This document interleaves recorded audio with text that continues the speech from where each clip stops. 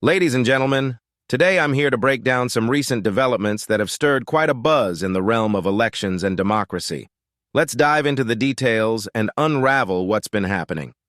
First up, we have a surprising turn of events from the tech giant Google, particularly through its subsidiary YouTube. Previously, YouTube had stringent policies against content challenging the results of the 2020 election. However, they've had a change of heart.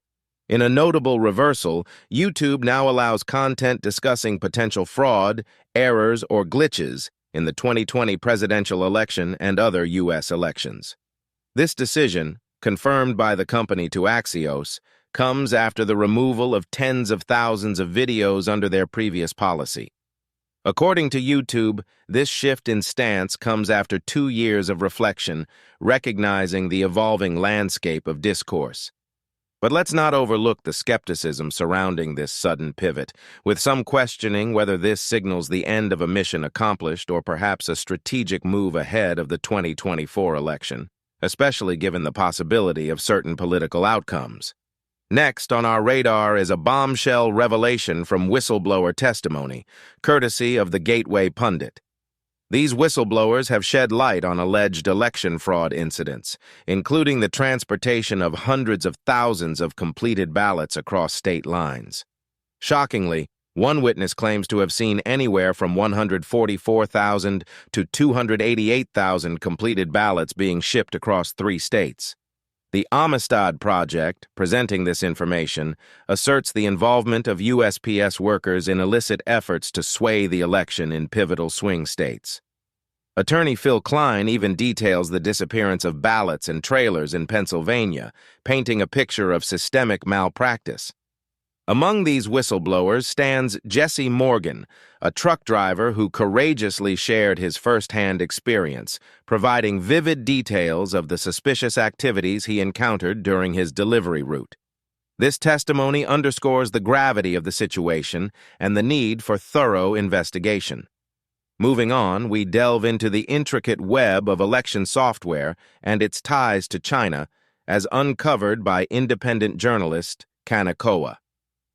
Through a series of tweets and investigations, 𝐶𝐚𝐤𝐒 reveals startling connections between certain firms and the Chinese Communist Party. Despite these concerning findings, the FBI's handling of the matter raises eyebrows, with accusations of shielding and dropping investigations into these entities. This revelation casts a shadow of doubt over the integrity of our investigative agencies and prompts questions about their allegiance and motives.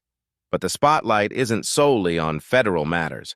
Closer to home in New York, citizens are demanding answers after unearthing anomalies in the voter database.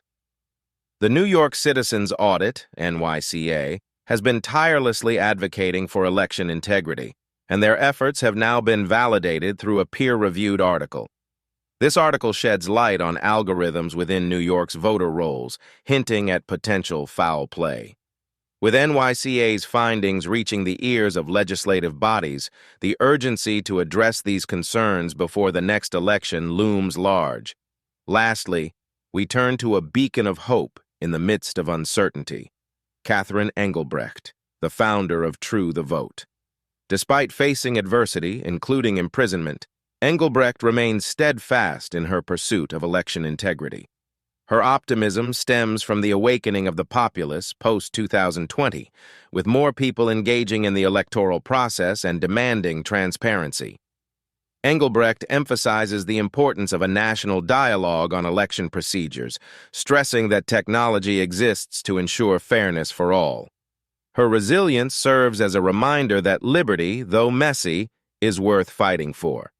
In conclusion, these developments underscore the fragility of our democratic processes and the pressing need for vigilance and accountability. As we navigate these turbulent waters, let us heed the call for transparency, integrity, and above all, an unwavering commitment to safeguarding the cornerstone of our democracy, our elections.